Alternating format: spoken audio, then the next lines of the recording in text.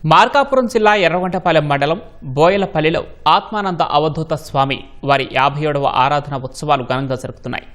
ఉత్సవాలను పురస్కరించుకొని రాష్ట్ర స్థాయి ఎడ్ల బల ప్రదర్శన పోటీలు నిర్వహించారు. రాష్ట్రంలోని వివిధ ప్రాంతాల నుంచి 11 ఎడ్ల జతలు ఈ పోటీల్లో పాల్గొన్నాయి. ఎడ్ల జతలు పోటాపోటీగా బండను లాగాయి.